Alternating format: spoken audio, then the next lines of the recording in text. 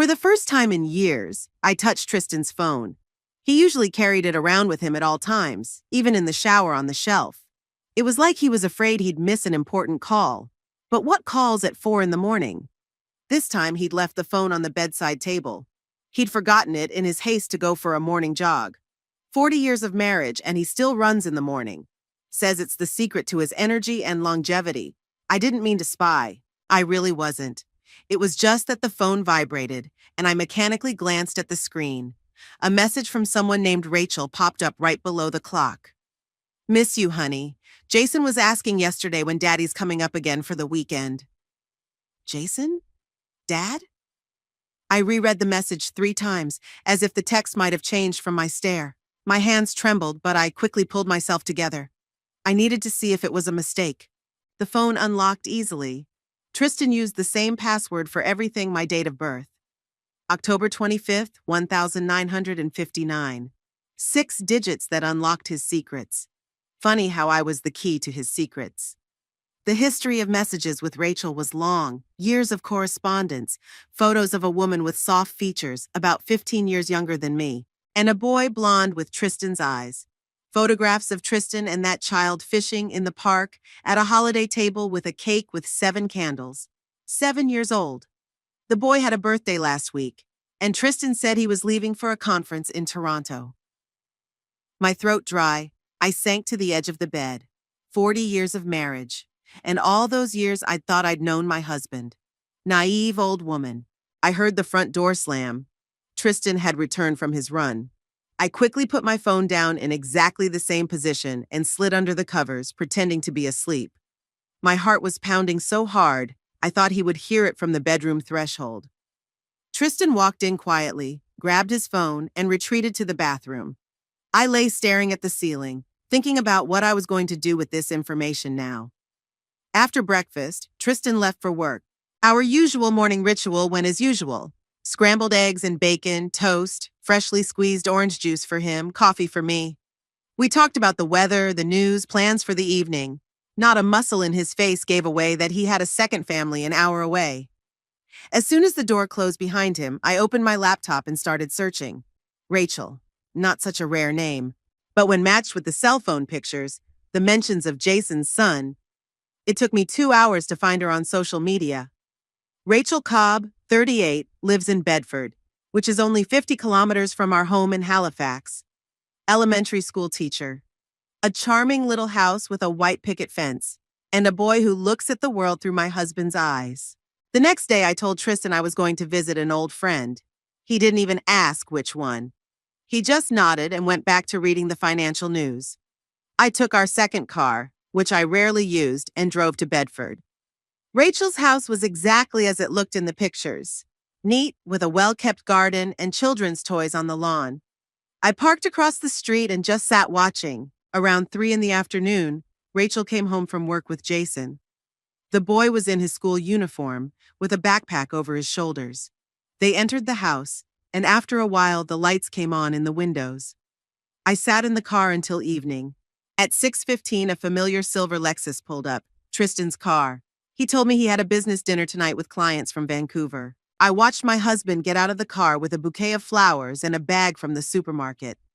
As Jason runs out to meet him and Tristan picks him up in his arms, spinning him in the air. How the 3 of them disappear out the door of the house, and how that house becomes alive, glowing from within with a family happiness that Tristan and I hadn't had in our home in years. I didn't cry. Strangely, I didn't feel pain so much as anger, and an even stranger feeling, relief. As if the puzzle had finally come together and I realized the reason for Tristan's estrangement all these years. This trip was the first of many. For a week, I kept track of Tristan's schedule, his business trips, and evening meetings. I checked his credit cards, the bank accounts I had access to as a wife. I found a second secret account that he used to pay for Rachel's house, for Jason's private school tuition. With each new discovery, I realized the extent of his double life, and every day I grew more determined not to be a victim of this deception. Our son Hubert was always closer to his father. Tristan saw him as the successor of his business, took him to work with him from childhood, taught him the ins and outs of the business, Building materials is not the most romantic field, but Tristan turned his father's small firm into the largest supplier in eastern Canada. He was proud of his accomplishments and wanted his son to follow in his footsteps. Hubert took his father's business acumen, but with it a certain arrogance. He treated me condescendingly, as if I were a child who didn't understand the complexities of real business. He rarely called just to talk, only when he needed something. And his wife, Peyton, considered me a relic of the past. An old-fashioned housewife who only does what she does, bakes pies and knits sweaters. My grandchildren, twins Sean and Sabrina, treated me with the same polite detachment. They politely thanked me for their Christmas and birthday presents, but I could see them glancing over when I tried to strike up a conversation with them. To them, I was just an old grandmother who didn't understand the modern world. I wonder if Hubert knew about his father's second family, about his half-brother? Something told me he didn't. Tristan was a master of compartmentalizing, as the Americans say, putting life into separate cells that don't overlap with each other. 10 days after my discovery, Tristan announced that he was leaving for a weekend of golf with his partners. I smiled and wished him a good game. I drove myself to the office of Vincent Pritchard, the best family law attorney in Halifax. Mrs. Holmwood, Vincent shook my hand with his dry palm. What can I do for you? My husband leads a double life, I said without preamble. He has a second family in Bedford. The child is 7 years old. I want to know my rights. Vincent didn't seem shocked. Apparently, this kind of story was commonplace for him. What exactly do you want to get? Divorce? Compensation? I wondered. What did I want? Revenge on Tristan to punish him? To get my share of the family fortune? I want justice, I said at last. I've been a good wife for 40 years, raised his son, supported him when the business first started. And now I find out that for the last few years, he's been building a parallel life with another woman, having children, buying houses. I want what is rightfully mine. Vincent nodded and began to explain my options. Divorce, property division, alimony. Under Nova Scotia law, I was entitled to half of the marital estate, including the business, which was considered jointly owned, even if it was technically in Tristan's name. What happens to his second family? I asked. Technically, it's not a family in the legal sense, Vincent explained. Your husband's only marriage is to you. This woman, Rachel, is legally just a roommate. The child, if it's really your husband's, is entitled to financial support and a share of the inheritance, but nothing more. I felt sorry for Rachel. Maybe she didn't know the whole truth either. Perhaps Tristan had fed her tales of imminent retirement, of divorcing me, of their future together. What if I don't want a divorce? I asked. What if I want compensation for my silence?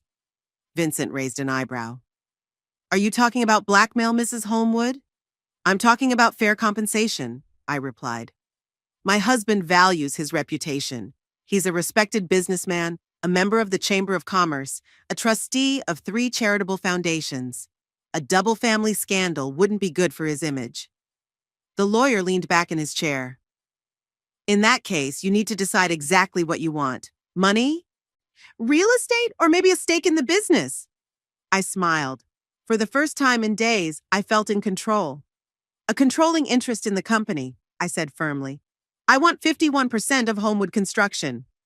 Vincent whistled. That's ambitious, Mrs. Holmwood. Would your husband agree? He won't have a choice, I replied. It's either the stock or a scandal that will destroy not only his reputation, but the value of the company. The choice is obvious.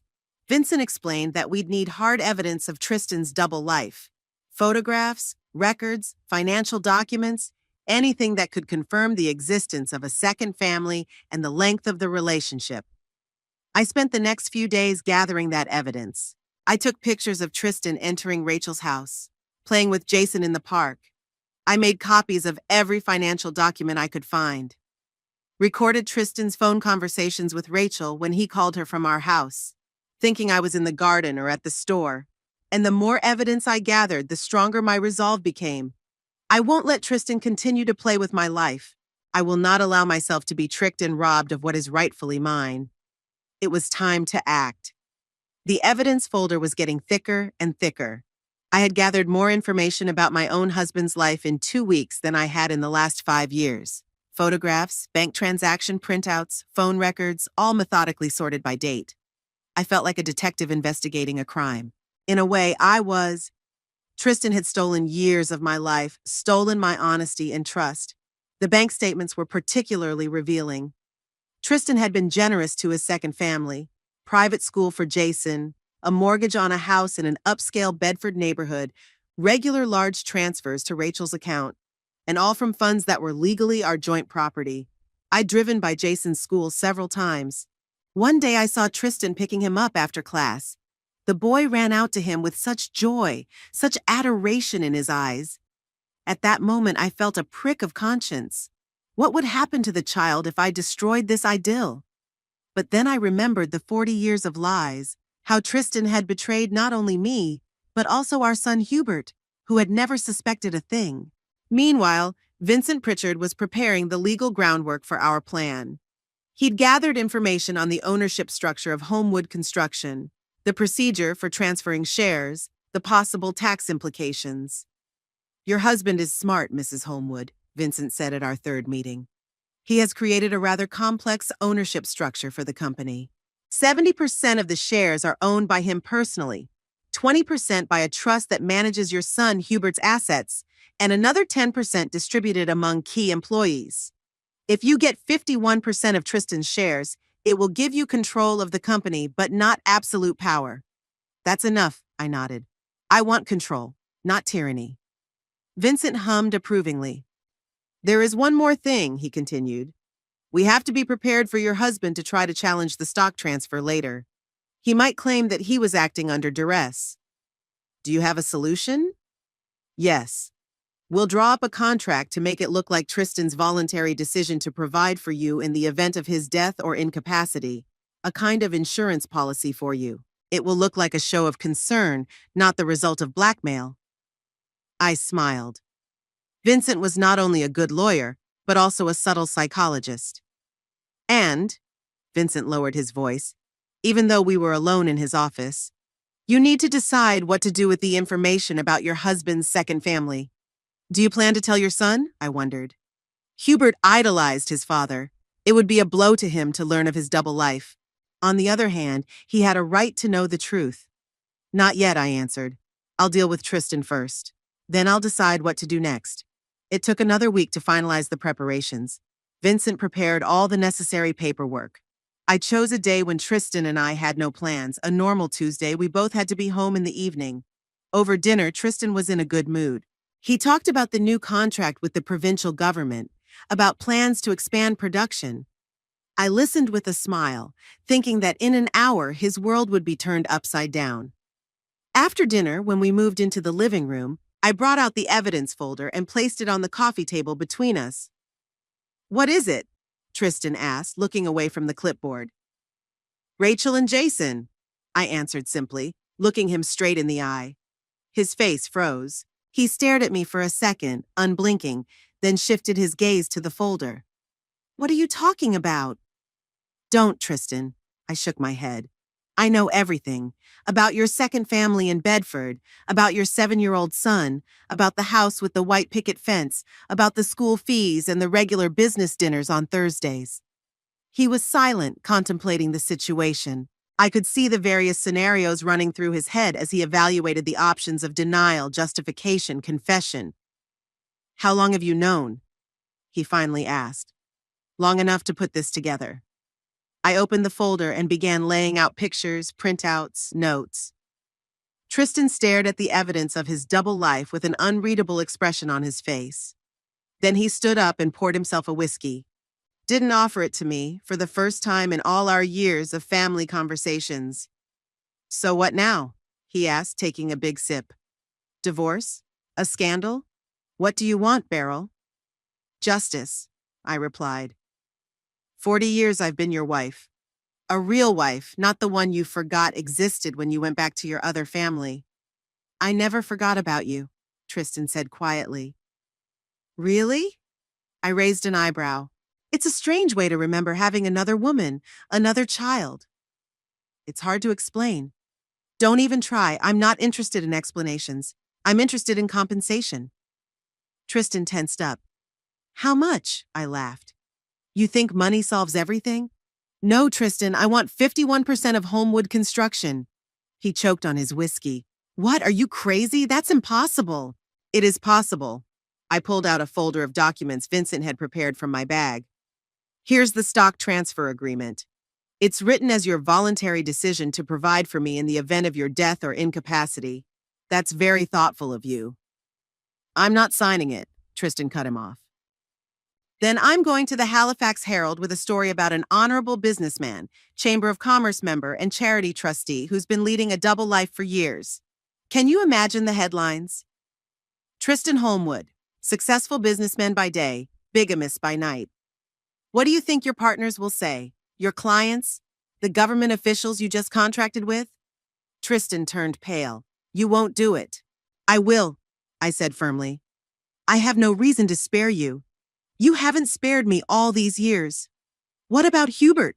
You'll ruin his reputation too. Don't try to play on my maternal feelings, Tristan. Hubert's a grown man. He'll get over this scandal. After all, he wasn't the one leading a double life. Tristan sat down, wrapping his arms around his head. Give me time to think. 24 hours, I said. This time tomorrow, I expect your decision. Stocks or scandal? Tristan spent a sleepless night. I could hear him pacing around his office, talking on the phone, typing something on his computer. I stayed awake listening to those sounds too, ready to intercept him at any moment if he decided to destroy some documents or contact Rachel. In the morning, he looked exhausted. He drank his coffee in silence and left for work. All day, I waited for his call, a message, some sign, but he didn't contact me. At 8 p.m. sharp, just as we'd agreed, Tristan came home. He walked into the living room carrying a leather briefcase, which he set on the table. I agree, he said without preamble. But I have conditions. I'm listening, I replied, keeping my outward composure, though inside I was jubilant. First, this stays between us. Hubert must not know the reasons for the stock transfer. Second, you will not interfere with the operational management of the company as long as I am alive. Third, you have no contact with Rachel or Jason under any circumstances. I thought about his terms. They seemed reasonable. I agree, but with one correction. I don't interfere with the company as long as you run it in good faith. No shenanigans, no attempts to remove assets, no dishonest dealings with relatives or friends. Tristan nodded. Fair enough. He pulled the documents out of his briefcase, the same ones Vincent had prepared, but with a few changes made by Tristan's corporate lawyers. Just as you wanted, he said, handing me the papers. 51% of the stock goes to you as care for the future of your beloved wife. I read the papers carefully. Everything looked right. Tristan was really giving me a controlling interest in his company. Sign, he said, holding out a pen. I signed where indicated. Tristan signed next to it. Tomorrow I'll take this to the corporate secretary for registration, he said. In 3 business days, the stock will officially be yours. I nodded, still not believing that my plan had worked so easily. So now what? Tristan asked, tucking the documents into his briefcase. Now we go on with our lives, I answered. You run the company. I do my own thing. You keep seeing your other family. I don't interfere. The only change is now I have insurance in case you decide to cheat on me. Tristan stared at me for a long time, as if he were seeing me for the first time. You know, he said finally, I've always underestimated you, Beryl. I thought you were predictable, domestic. Today I realized how wrong I was. With those words, he got up and left the room. I stayed sitting, watching the door close behind him, and only now did I feel my hands shaking. I had done it. I stood up to the husband who had dominated our family all my life, and I won. The next 3 days passed in a strange tension. Tristan and I barely spoke, avoided eating meals together, tried not to cross paths in the house. He came home late, left early. I knew he was spending time with Rachel and Jason, but that knowledge didn't hurt anymore. I got what I wanted, my share of the business I'd helped build over the years. On the 3rd day, Tristan came home in an unusually good mood. He even offered to have wine with me, the first friendly gesture since our confrontation. To new beginnings, he said, raising his glass. I tapped it warily. The papers are registered, Tristan said. As of tomorrow, you officially own a controlling interest in Homewood Construction. I've arranged for you to have access to the corporate reports and information systems. Thank you, I said with restraint. I didn't think I'd ever say this, but I'm kind of relieved, Tristan admitted. It's like a weight has been lifted off my shoulders. No more hiding, no more lies, at least to you. I didn't say anything. His sudden candor seemed suspicious. Was he up to something? Beryl, I want you to know, Tristan continued. I've never stopped caring about you. Just because I have another family doesn't mean you're any less important to me. Please spare me the platitudes. I set my glass down. We made a business agreement. There's no need to turn this into melodrama. Tristan sighed. Whatever you say, just know that I don't hold a grudge against you for what you did. I would have done the same thing if I were you. With those words, he stood up and headed for the stairs leading to the second floor. I'm going to bed early tonight. Tomorrow is a big day. The presentation of the quarterly report to the board of directors. I nodded and got up to put the glasses away. When I entered the kitchen, I heard a strange sound upstairs. A thud, as if something heavy had fallen to the floor. Tristan? I called out as I approached the stairs. There was no answer. I went upstairs and saw him lying on the floor of the hallway. His face was contorted in a grimace of pain, holding his chest. Heart! He wheezed. Call! I rushed to the phone and dialed the emergency services. I explained the situation, gave them the address. Then I went back to Tristan. His breathing was labored, his face pale. Hold on, I said, taking his hand.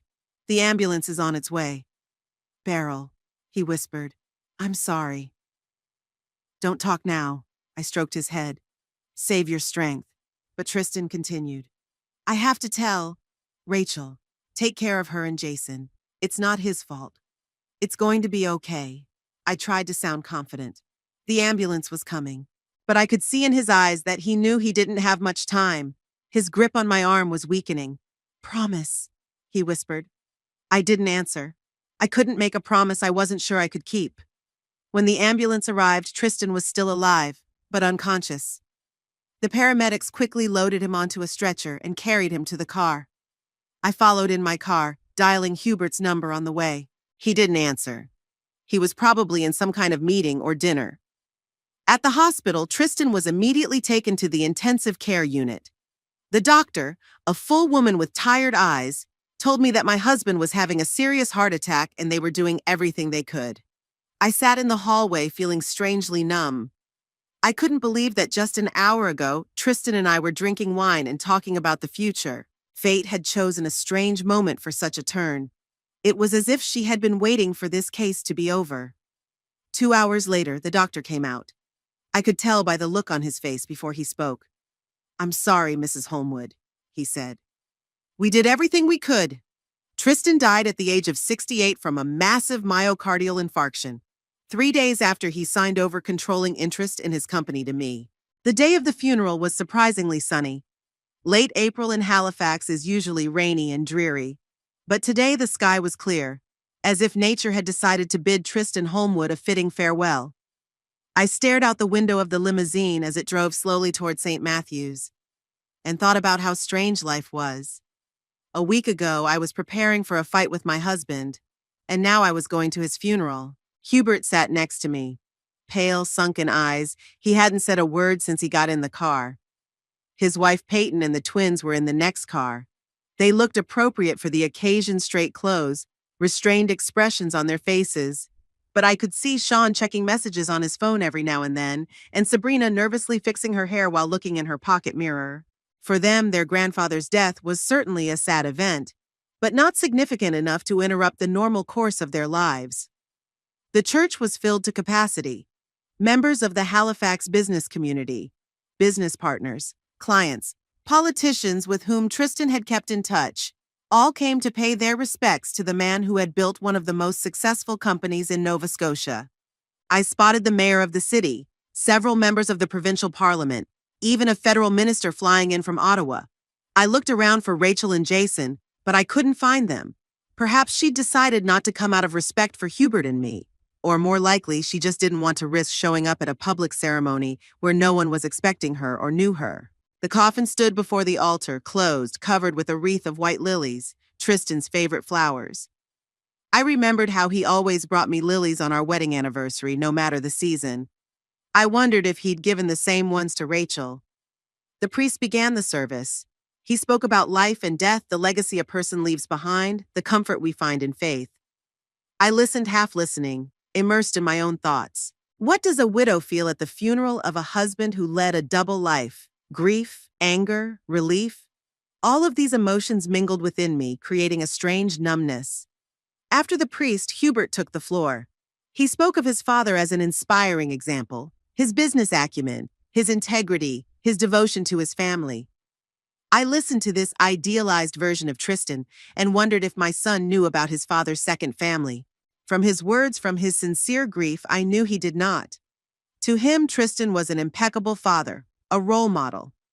Would he ever learn the truth? Should he? After the church service, the procession moved to Camp Hill Cemetery, where our family had a plot. Tristan's parents were already laid to rest there. Now their son was joining them. The farewell ceremony was short.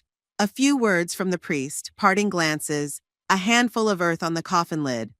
I didn't cry. I couldn't. My tears had dried up in the hospital, the night Tristan died in my arms. After the cemetery, everyone went to our house where a memorial dinner was organized. The catering service had set up tables in the living room and on the terrace, and waiters in smart suits were serving drinks and appetizers. Everything was impeccably organized. Hubert had personally handled the preparations, not trusting me with the process. "You've been through too much already, Mom," he said. "Let me take care of it." I accepted condolences, shook hands, listened to stories of what a wonderful man Tristan was. An old golf partner recalled their games together. A business partner spoke of his integrity in business. A neighbor talked about how Tristan had helped his son get into college. All of these people knew only one side of Tristan Holmwood. None of them suspected the existence of Rachel and Jason, the house with the white picket fence in Bedford, the second life he so carefully hid. I smiled, nodded, thanked them for their warm words. I played the part of the grieving widow who lost her beloved husband after 40 years together, and only occasionally, when no one was looking, I allowed myself to close my eyes for a moment and exhale. This performance was wearing me out more than I expected. Toward evening, when most of the guests had gone, Hubert came up to me with a glass of whiskey in his hand. His eyes were red, either from alcohol or tears. "Mom, we need to talk," he said. "Alone." I nodded and we walked to Tristan's office. This room had always been his territory. The dark oak paneling, the leather chair, the walls lined with diplomas and certificates. It smelled of his cologne, of the tobacco he sometimes indulged in despite the doctor's prohibitions. His presence was still felt here. Hubert closed the door tightly and turned to me. There was a determination in his gaze that I'd only seen in Tristan's before. "I know this isn't a good time," he began, "but we need to discuss some practical matters." "I'm listening," I replied, sitting down in the visitor's chair. I wondered how many people were sitting in that chair, waiting for Tristan Holmwood's decision. How many fates were decided in this room? Hubert opened the safe hidden behind the painting, the seascape that Tristan had bought for our 20th anniversary. I'd always thought it was tasteless, but he loved it for some reason. Hubert pulled a file from the safe and placed it on the table. "My father left clear instructions in case he died," he said, opening the folder. "He was always a prudent man." I watched my son in silence. He looked so much like Tristan at that moment. The same turn of the shoulders, the way he held his head. Genetics is an amazing thing. According to his will, Hubert continued, pulling out the papers, I am the primary heir. The company, this house, most of the assets, everything goes to me. He handed me the papers. I took them, but I didn't read them. I already knew what they contained. "Of course, they've taken care of you too," Hubert added. "You're left with a decent sum of money, enough to live comfortably, and a country house in Chester." I was silent, watching the expression on my son's face. He spoke sympathetically, but there was impatience in his eyes. Was he waiting for my reaction? Tears? Objections? Gratitude? How is a mother supposed to feel when her son practically evicts her from her own home on the day of her husband's funeral? "I know it's hard," Hubert continued, misinterpreting my silence. But my father wanted to keep the business in good hands, my hands. He always said women weren't cut out to run such complex structures. I almost laughed. Tristan never said anything like that. On the contrary, he always praised my business acumen, my common sense. If you wanted to, Beryl, you could run a company as well as I could, he'd told me once, when I'd helped him resolve a difficult situation with his suppliers. And when do you plan? Inherit? I asked, trying to keep my voice neutral. Legally, I already have, Hubert answered. My father had arranged everything to avoid a lengthy inheritance procedure, a special trust, a lifetime transfer of assets. It's all legal and clean. He took another document out of the folder and put it in front of me. Here, I've prepared an agreement for your relocation. Like I said, you keep the house in Chester. I've had it cleaned up. You can move in as soon as you're ready. I've got the document. Agreement for voluntary release of real estate, the headline read. My name was already typed into the appropriate fields. All that was left was to sign it. When do you think I should be ready? I asked, putting the paper aside. Hubert looked a little embarrassed. Well, I'm not rushing you, of course. A week, 2. I think a month would be enough time to pack and mentally prepare for the move. A month. My son was giving me a month to leave the house I'd lived in for 40 years. The house I helped pick out furnished the house I raised him in. What will happen to this house, I asked. Do you plan to live here? No, Hubert shook his head. Peyton and I have a beautiful house in Bedford. This one is too old-fashioned for us. I'm planning on selling it. There's already a potential buyer. Richard Hampton, you know him? He's had his eye on this property for a while. Richard Hampton, Tristan's rival, a man my husband hated. And Hubert was planning on selling our family home to him. It was almost comical. What about the company? I continued. What are your plans? Oh, I have big plans, Hubert perked up. Dad was conservative in his management. Too cautious. I'm planning aggressive expansion, entering international markets. I'm already in talks with investors from Dubai. As I listened to my son talk about his grand plans, I thought about how quickly he'd forgotten his grief. Tristan's body was still in the grave, and Hubert was already planning to reshape everything his father had created. You have nothing to worry about, Mother, he concluded, apparently mistaking my silence for concern. Your financial situation is secure. Your father has given you a substantial sum, enough to last you the rest of your life, even if you decide to travel or find other hobbies. He spoke to me as if I were a child or an old man, as if I needed to be told basic things. What if I don't agree? I asked, looking him straight in the eye. Hubert frowned. Disagree with what? Your plans? Selling the house. With me moving to Chester. He looked at me with a look of bewilderment that was quickly replaced by a condescending smile. Mom, I know you're upset. Losing your father is a hard blow to all of us. But it's not a matter of agreeing or disagreeing. These are legally binding documents. Dad's will, the trust deed, the deed of trust, the property transfer documents, all officially certified and recorded. He leaned across the table to me, took my hands in his. I care about you, Mom, just like your father did. You don't have to think about business, real estate, complicated financial decisions. It's all my responsibility now. Your job is to rest and enjoy the peace you deserve. I released my hands and stood up. Thank you for your concern, Hubert. Consider your offer. He stood up too, clearly satisfied with my reaction. Of course you will. There's no need to decide anything today. I'll send my assistant over tomorrow to help you with the paperwork. I nodded and headed for the door. I turned around on the threshold. You know, your father always said that the most important thing in business is to keep your guard up. Never consider a job finished until you get a signed contract, he used to say. Hubert smiled. Yes, that sounds like him. Don't worry, Mom. All the contracts are signed and registered. I left the study, quietly closing the door behind me. There were still a few guests in the living room, but I didn't go back to them. I went up to my bedroom with Tristan, closed the door, and sat on the bed. I took out my phone and dialed Vincent Pritchard's number. Everything's going according to plan, I said when he answered. Hubert showed me the documents that supposedly entitle him to the entire inheritance. He is convinced that the company belongs to him. Just as we suspected, Vincent replied. Tristan probably didn't tell him about the transfer to you in time, or chose not to. What now?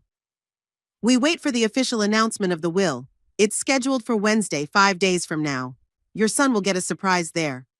I nodded, even though Vincent couldn't see it. Good. Until Wednesday, I'll play the role of the dutiful mother who's resigned to her fate. That's an excellent plan, Mrs. Holmwood. My condolences on your husband's passing. I said thank you and passed out. I went to the window, looking out over the garden into the evening twilight. Somewhere in the backyard, the last guests of the memorial dinner were still there. They were drinking whiskey, remembering Tristan, talking about his accomplishments and legacy. And upstairs in the bedroom, his widow was preparing to do battle with her own son over what was rightfully hers. What would you say now, Tristan? I thought, looking at the family photo on the dresser. The three of us, Tristan, me, and little Hubert, about 5 years old, a happy family, or one that played the role of happy family well. I decided to wait for the official reading of the will. Let Hubert think he'd won, that he'd gotten everything he wanted. Let him enjoy his triumph. I'd still have time to show him that his father hadn't taught him all the lessons of business. The morning after the funeral, Hubert showed up at the house with 2 men in strict suits.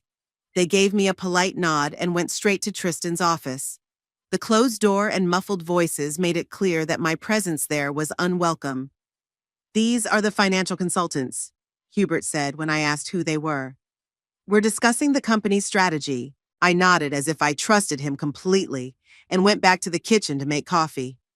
Through the window, I saw 2 more cars pull up, and other men with briefcases and files got out.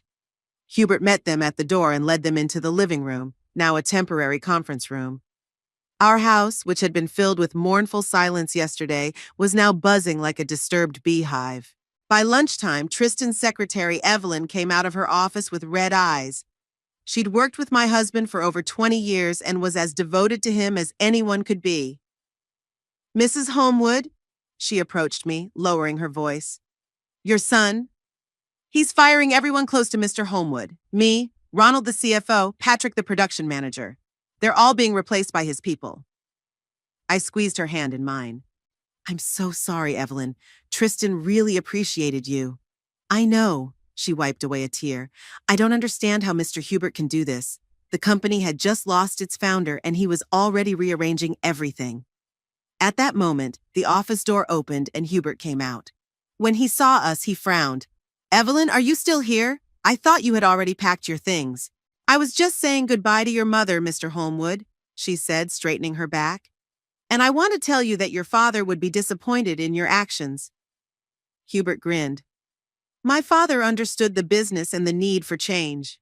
Now, if you don't mind, we have more important business to attend to than sentimental farewells. Evelyn pressed her lips together, nodded goodbye to me, and headed for the exit. I stared after her, feeling a growing irritation with my son. Was it necessary to fire her? I asked when Evelyn left. She'd been loyal to the company all these years. Loyalty to your father is not the same as loyalty to the company, Hubert said. I need people who share my vision of the future, not cling to the past. With those words, he went back into the office without giving me a chance to object. I stood in the hallway, staring at the closed door, and thinking about how quickly my son had turned his father's house into his headquarters without regard for my feelings. The next few days passed in a similar fashion. Hubert practically took up residence in our house, turning it into a branch office of Holmwood Construction. He would arrive early in the morning, bringing with him new people, lawyers, consultants, managers, and leave late at night. They occupied Tristan's office, the living room, even the dining room, laying out blueprints and plans for new projects. No one invited me to these meetings. I became almost invisible in my own home, moving between the kitchen and the bedroom, trying not to interfere with the important business discussions. One day I heard Hubert talking on the phone in the garden, thinking no one could hear him. Yes, Mom is here for now, but it's temporary, he was saying. I've already found a buyer for the house. As soon as the deal closes, she'll move to Chester. No, she doesn't mind. She's always been docile. Daddy had complete control over all the decisions. Of course, I'll leave her enough money so she doesn't need anything. I'm not a monster, Peyton. I quietly stepped away from the window so as not to give away my presence. Compliant, completely in control. So that's how my son had seen me all these years, an unwilling appendage to his overbearing father. Well, he's about to find out how wrong he was. On Monday, Hubert went to the company's headquarters for the first time. Until then, he had preferred to work from home, but it was probably time for him to introduce himself to the employees as the new owner. He returned in high spirits. "Everything is going great," he said over dinner, which he unexpectedly joined. "People are excited about the changes. Many admit that they've been waiting for a leadership upgrade for a long time." "Really?" I raised an eyebrow. Evelyn told me that the employees were worried about mass layoffs. Hubert dismissed it. "Evelyn's exaggerating. We're streamlining the structure, getting rid of duplicate functions. It's a normal process when there's a change in leadership." "What about the contract with the provincial government?" I asked. Tristan said it was an important project. Hubert looked at me in surprise. "Did you follow the company's affairs?" "Your father sometimes discussed business matters with me." I shrugged. "I'm not as far removed from business as you think." "It's good to hear you're interested," Hubert said condescendingly. "As for the government contract, we are refocusing on more lucrative projects. Government contracts are stable, but margins are low. But Tristan always said that such contracts are prestige and guaranteed income in the long run." "Dad was too conservative." Hubert cut off a piece of steak. "Modern business requires a more aggressive approach. We are negotiating with Arab investors for a joint project in Dubai. That's where the real money is." I remained silent, even though I had many questions. Tristan had always avoided international ventures, believing that it was better to be a leader in the local market than a small fish in the global ocean. But Hubert obviously had a different opinion. That evening, I called Ronald Ferguson, the CFO of Holmwood Construction and an old friend of Tristan's. He was one of the people Hubert was planning to fire. "Ronald, this is Beryl. How are you?" "I'm hanging in there, Beryl." Ronald's voice sounded tired. "Have you heard the news? Your son's doing a real cleanup job at the company." "Yes, I've heard the rumors. What's really going on?" Ronald sighed. "Hubert is replacing all the key executives with his own people. Many of them used to work with him at his investment firm, young, ambitious, but with no experience in the construction industry. He has already canceled 2 long-term projects that Tristan considered strategically important." "What about the company's finances?" "As far as I know, it's stable so far, but I'm concerned about his plans to attract outside investment for new projects. He wants to mortgage a significant part of the company's assets to get capital for expansion into the Middle East." "Is that risky?" "Extremely, especially for a company that's always grown on its own." Tristan was against debt financing. I thanked Ronald for the information and promised to keep in touch. The situation was becoming more and more alarming. Hubert wasn't just changing personnel. He was completely reorienting the company's strategy his father had spent decades building. The next day, Tuesday, the board of directors was scheduled. Hubert left early in the morning, saying he'd be back late. I took advantage of his absence to meet with Vincent Pritchard. "Tomorrow is the official reading of the will," Vincent said as we sat down in a cafe near my house. "All the documents are ready. The estate attorney has already received copies of the share transfer agreement your husband signed." "What do you think Hubert's reaction will be?" I asked, stirring my untouched coffee. "Predictably negative," Vincent shrugged. "He thinks he inherited the controlling interest, and he finds out that his father gave it to you just days before he died. He'll probably be shocked, then angry, and try to challenge the deal." "On what grounds?" "Most likely incapacity of the signatory or duress. He may claim that Tristan was unable to make rational decisions due to illness, or that you manipulated him in some way." "Does he stand a chance?" "Minimal," Vincent answered confidently. "We've drawn up the documents perfectly. There is the notary's testimony that Tristan was of sound mind and acted voluntarily. There's a videotape of the signing procedure where he clearly explains his motives. Plus, the corporate secretary has already registered the share transfer in the company registry. Legally, you've owned a controlling interest in Holmwood Construction since last Friday." I nodded, feeling a strange mixture of relief and anxiety. Tomorrow, my son would learn the truth, and our lives wouldn't be the same. "I need to get ready for tomorrow," I said, finishing my coffee. Do you think I should warn Hubert beforehand? Absolutely not. Vincent shook his head. Make it official with the attorney and witnesses present. It would give him less room for maneuver. That evening, Hubert returned home in high spirits. The board of directors had been a success, all his proposals had been approved. Of course, given that he had replaced half the board with his own people, it was hard to expect any other result. We're launching a new product line, he told me over dinner. Environmentally friendly building materials. It's an emerging market and we could be a leader. That sounds interesting, I replied neutrally. Tristan was also interested in green technology. Yes, but he only talked about it and I acted. Hubert poured himself some wine. By the way, I think you should start packing. The house in Chester is ready for you to move in. So soon? I raised an eyebrow. It's only been 3 days since the funeral. Business doesn't wait, Mom. Hubert shrugged. Besides, I think you could use a change of scenery. Too many memories here. I didn't say anything, thinking that tomorrow his plans for me would change significantly. Wednesday morning began as usual.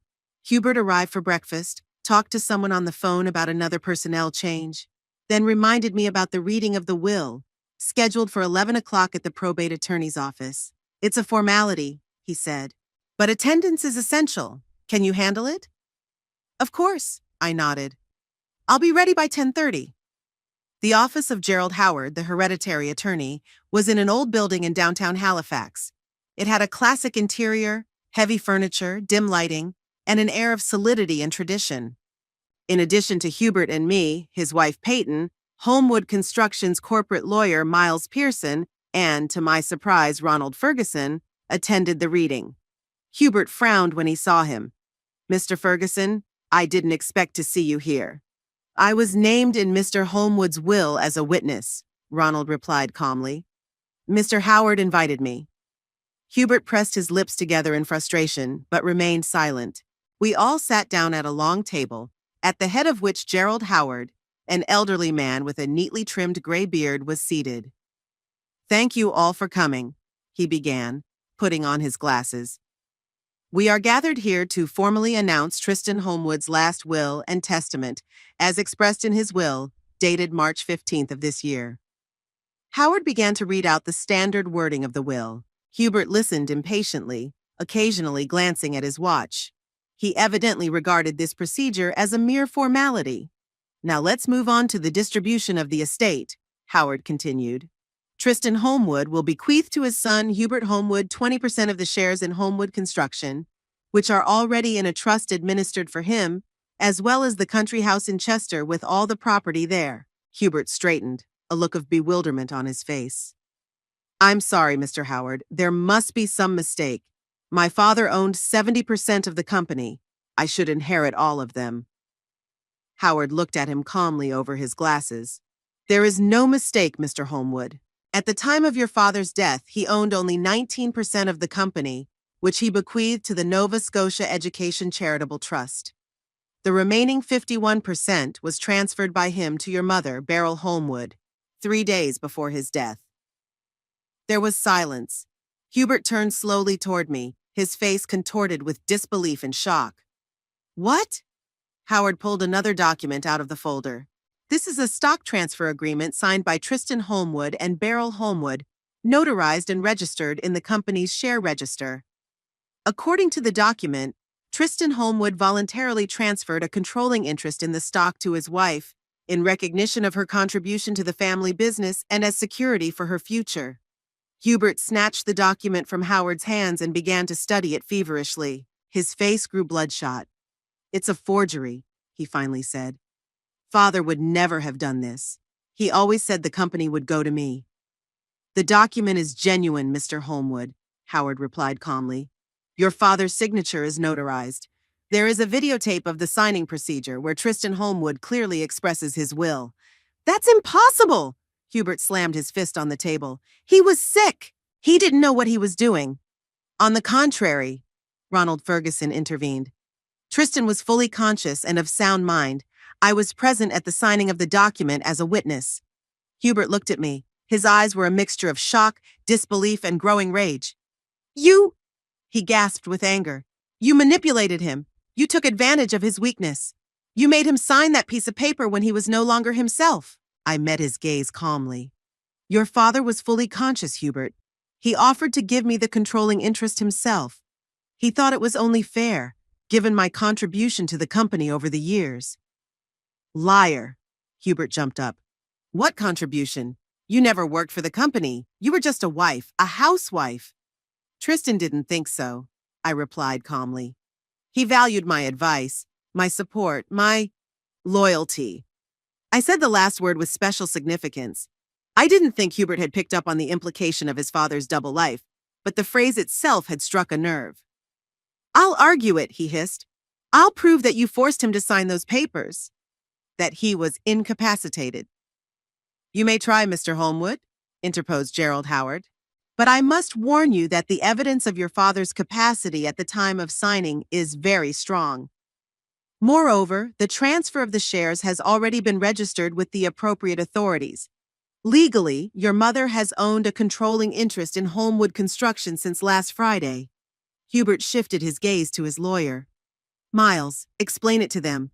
There must be some mistake. Father couldn't have done this. Miles Pearson, a young man in an expensive suit, looked confused. Yeah, I didn't know about this document, he admitted. But if it's authentic and properly executed, I'm afraid it does make a difference. Hubert turned to me again. His eyes narrowed. So you've been pretending all this time, playing the part of the dutiful mother who accepted her fate, but in reality, you already knew the company belonged to you. I was just waiting for the official reading of the will, I said. As you should in these situations. And now what? Hubert's voice shook with rage. What are you going to do with the company? You don't understand anything about business. I understand enough to know that your aggressive development plans could destroy what your father spent 40 years building, I said firmly. I won't let that happen. Hubert laughed, but there was no mirth in his laughter.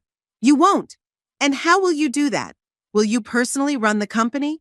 Sort out the financial statements? Hold meetings? Negotiate with clients? If I have to, yes, I nodded. But most likely I'll bring back those experienced employees that you so hastily fired. Those who really know the company and the industry. Hubert clenched his fists until his knuckles turned white. I won't let you ruin my inheritance, he hissed. I will challenge this stock transfer in court. I'll prove that you manipulated my father, that you forced him to sign those papers. You can try, I shrugged. But like Mr. Howard said, the evidence of your father's capacity is pretty compelling. Hubert grabbed his briefcase from the table and headed for the exit. At the door, he turned around. This isn't over, Mother. You'll regret what you've done. With those words, he walked out, slamming the door so hard that a painting nearly fell off the wall. Peyton, who had been silently watching the scene until then, looked at me confused, then hurried after her husband. There was silence in the office. Gerald Howard coughed. Well, that was emotional, he said. Mrs. Holmwood, there are a few more formalities we need to discuss. Howard, Ronald, and I spent the next hour going over the details of my taking possession. I had to sign a few documents, confirm my bank details for dividends, and a few other technical matters. When everything was finished, Ronald offered me a ride home. Oh, what do you think Hubert will do? I asked as we got into his car. He'll probably go to the lawyers, try to find loopholes in the documents, Ronald answered. But Vincent Pritchard is one of the best lawyers in town. I doubt Hubert will find anything substantial. And at the company? What could he undertake there? Ronald wondered. He's still a minority shareholder and technically the CEO until the board appoints a new one. He could try to move assets out, make deals that aren't good for the company, turn the staff against you. So we need to move fast, I decided. I want an emergency board meeting tomorrow morning. Will you help me organize it? Sure, Ronald nodded. But keep in mind that Hubert has already replaced some of the board members with his own people. That's okay, I smiled. I have a controlling interest. My vote is enough to make most of the decisions. When we got to the house, I saw Hubert's car parked out front. So he's already here, waiting for me to continue the conversation. Do you want me to come in with you? Ronald asked. No, I shook my head. This is a family conversation. I can handle it. I got out of the car and headed toward the house, preparing for an uneasy confrontation with my son. Now that the truth was out, We had to determine the new rules of the game, and I was determined to emerge victorious from this fight. 3 months flew by like a day. If someone had told me 6 months ago that I would be managing a construction company with a turnover of tens of millions of dollars, I would have laughed. But life comes with the most unexpected surprises. After that memorable reading of the will, a real corporate upheaval began. Hubert, as promised, filed a lawsuit challenging the stock transfer. He argued that Tristan had signed the documents under duress, in a sick state, not realizing the consequences of his actions. But the court did not accept his arguments. The video recording of the signing procedure, the testimony of the notary and witnesses, the medical report on Tristan's state of health at the time, everything spoke in my favor. At the same time as the trial, there was a struggle for control of the company. The first thing I did was to call an emergency board meeting to present my vision for the future of Homewood construction. Hubert didn't show up, which played right into my hands. "I'm not going to destroy what my husband has built," I told the board. "On the contrary, I want to preserve and enhance his legacy, to return to the core principles that made this company successful: quality, reliability, honesty with customers and partners." Most of the directors supported me, even those brought in by Hubert. They were professionals and saw that my approach was more sensible than my son's risky plans. The first major decision was the appointment of a new CEO. I didn't apply for the position. I didn't have the necessary experience. Instead, I nominated Patrick Mackenzie, Tristan's longtime deputy, whom Hubert was quick to dismiss. "Patrick knows the company inside out," I explained to the board. "He has worked with Tristan for over 15 years and shares his vision for the business." The board unanimously approved Patrick's nomination. That same day, Hubert's most risky initiatives were canceled, including a project in Dubai that could have been a financial disaster. The following weeks were spent in intensive work. I came to the office every morning, familiarized myself with the departments, delved into documents, and participated in meetings. Many employees were wary of me at first, the boss's wife who had suddenly become a major shareholder. But gradually the ice melted. They saw that I was genuinely interested in the success of the company and willing to listen to those who work in it. Ronald Ferguson, reinstated as CFO, became my mentor in the world of corporate finance. Evelyn returned to her position as secretary to the CEO and helped me sort through the huge archive of documents that Tristan had left behind.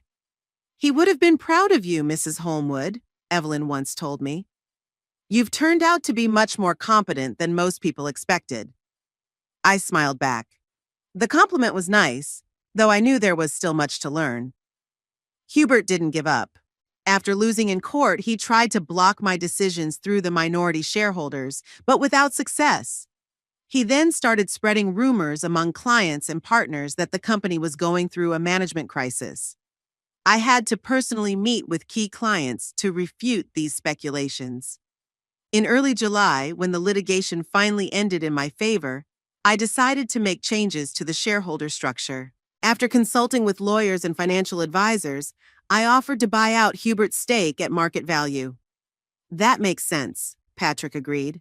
"As long as he remains a shareholder, he will continue to cause problems." The offer was routed through the lawyers. The sum was more than generous, 20% above market value. I expected Hubert to refuse out of principle, but a week later I heard back that he was willing to do the deal. "He's exhausted his financial reserves on litigation," Ronald explained when I expressed surprise. "And his investment company seems to be going through a bad time. He needs the money." The deal closed at the end of July. Hubert got his millions and was officially no longer part of Homewood Construction. I thought that was the end of our saga, but I was wrong. In early August, exactly 3 months after Tristan's funeral, I came home after a day of work and found Hubert's car in the driveway. He was sitting on the porch by himself, as if waiting for me to return. "Hi, Mom," he said, rising to meet me. "We need to talk." I nodded and invited him into the house. We walked into the living room, the same one where I'd once confronted Tristan with a folder of evidence of his double life. Now there was another difficult explanation to be had here. Hubert looked drained. He'd lost weight, shadows under his eyes. Normally impeccable in his clothes, today he wore a wrinkled shirt and stale pants. "Would you like a drink?" I offered. "Whiskey, if you have it," he replied. I poured him a drink and sat down across from him. I'm listening. Hubert took a big sip and set the glass down. I came to apologize, Mother, for everything I said to you, for the way I acted after my father died. I stared at him in silence, waiting for him to continue. I was wrong, he continued. Blinded by ambition, convinced I was right. I thought I knew how to run the company better, but the last few months have shown me I was wrong. What exactly were you wrong about? I asked him. Everything, he said. In my assessment of the situation, in my strategy, in my attitude toward you. I underestimated you, Mom.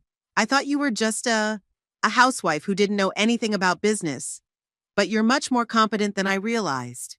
I listened to his apology with an ambivalent feeling. On the one hand, it was nice to finally hear my abilities recognized by my son, who had always looked down on me. On the other hand, I felt there was some practical interest behind it. And what brought you to this realization? I asked. Hubert sighed. I'd been following the company for months. I've seen the financial reports, news of new contracts. You and Patrick are doing the right thing. You're going back to the foundations your father laid, but you're not abandoning innovation. That environmental project you launched in June, it's brilliant. I nodded. The Green Building Materials project was one of my first initiatives. Not as ambitious as Hubert's plans to enter Middle Eastern markets, but much more realistic and promising in the long term. What are you getting at, Hubert? I decided not to beat around the bush. He took another sip of whiskey.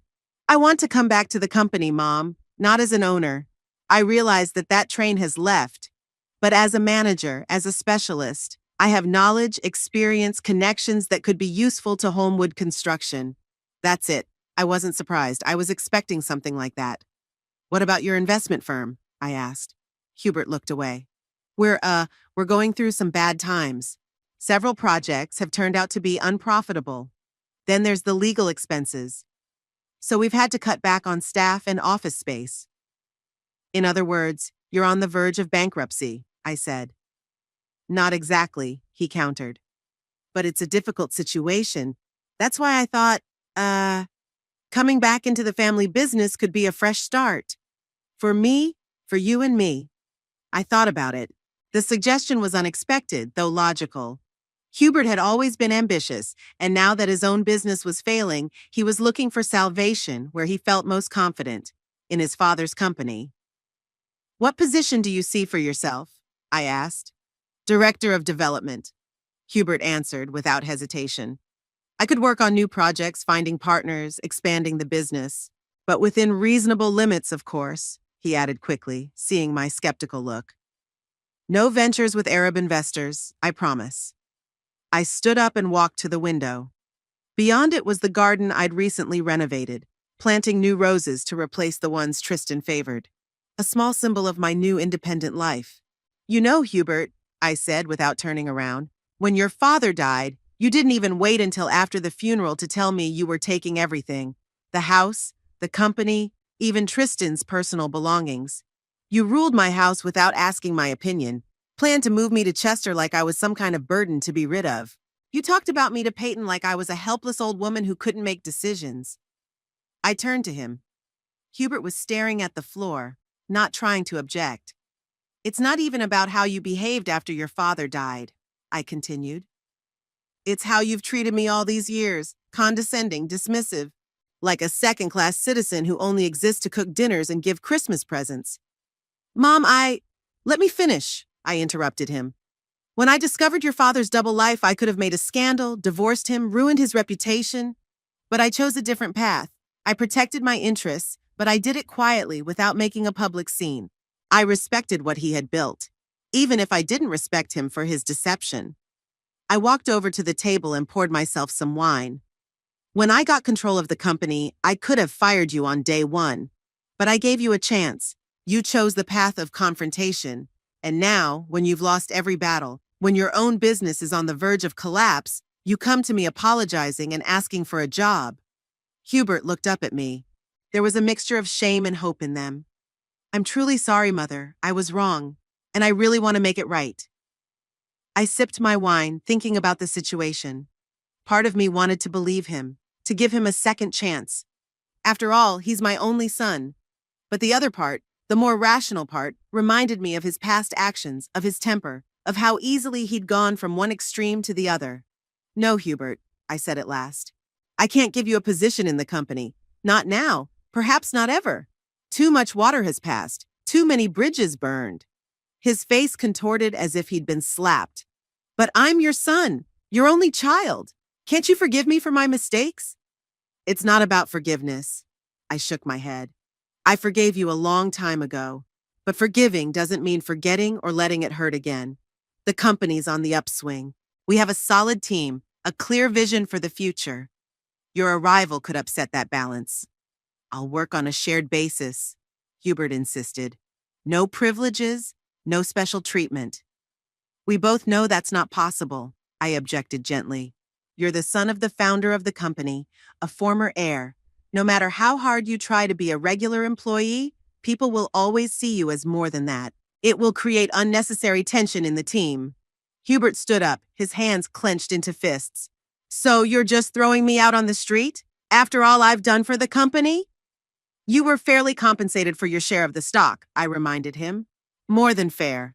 What you do with that money is up to you. You can save your investment firm or start something new. But there's no place for you at Homewood Construction. He looked at me in disbelief, as if he couldn't realize that I was actually saying no to him. You can't do this. I'm your son. That's why I'm doing this, I said firmly. Because you're my son and I know you better than anyone. I know your strengths and your weaknesses, and I know that working for the company won't make you happy. You'll always feel you deserve more, that you've been unjustly disinherited. It will poison both your life and ours. Hubert grabbed his jacket, which he threw on the back of the chair. You'll regret this, he hissed. You'll come back to me for help when you realize you can't run the company. I held his gaze. I'm doing quite well, Hubert, and I will continue to do so. And if I need help, I have a team of professionals I trust. He turned and headed for the exit. When he turned around, I saw pain and disappointment in his eyes, not anger. I didn't expect you to be so... cruelty, he said quietly. It's not cruelty, Hubert, I replied. It's justice. And if you ever learn the difference, maybe we can have a relationship. Not as business partners, but as mother and son. But he wasn't listening. The front door slammed, then his car engine roared, and soon the sound faded into the distance. I was left alone in the living room with a glass of wine in my hand and a strange sense of release or loss. Another week passed. Hubert never showed up or called again. I had heard from mutual friends that he had sold his house in Bedford and moved to Toronto, determined to make a fresh start. Perhaps it was for the best, for him and for me. At the end of August, I decided it was time to fulfill a long-held dream of traveling in Europe. Tristan had always found reasons to postpone such a trip. Company business, the wrong season, or some urgent project. Now I was free to decide for myself. I made an itinerary: London, Paris, Rome, Florence, Venice, Barcelona. 6 weeks of the trip I dreamed of since my youth. Patrick assured me that the company would get along just fine without me, and if necessary, we could always communicate by video conference. The night before I left, I stopped by the cemetery to visit Tristan's grave. I placed a bouquet of white lilies, his favorite flowers. I did it, Tristan, I said quietly. Protected the company you spent a lifetime building. Maybe not the way you planned, but the results are good. Stocks are up, customers are happy, employees feel stable. The wind rustled the leaves of the trees, creating the illusion of an answer. I don't know if you wanted me to know about your second family, I continued. Maybe it was an accident, or maybe a part of you wanted the truth to come out. Either way, it changed everything. Made me wake up from the long sleep I'd been in all these years. I paused, looking at the granite headstone with the simple inscription, Tristan Holmwood, loving husband and father. I don't hate you, I said finally. But I don't miss you. It's weird, isn't it? 40 years together and now I feel liberation. Like I'd been living someone else's life all these years and now I could finally be me. I fixed the flowers and straightened up. Goodbye, Tristan. I hope wherever you are, you found peace. The next morning, I got into a cab headed for the airport. The driver helped me load my suitcases into the trunk and asked where I was going. Europe, I replied with a smile. Fulfilling a long-time dream. Alone? He wondered. Yes, I nodded. And you know what? I love it. For the first time in my life, I'm in complete control of my time, my decisions, my path. It's intoxicating feeling. The driver smiled back and started the engine. The car started, taking me away from the house where I had lived for 40 years. A home that was really mine now, not as Tristan Holmwood's wife, but as Beryl, a woman who had finally learned to live her own life. Europe was ahead of me, new impressions, new acquaintances, and then back to the company I had suddenly fallen in love with, to a new life, which was just beginning, despite my 65 years. And this thought filled me with joyful anticipation and confidence that the best was yet to come.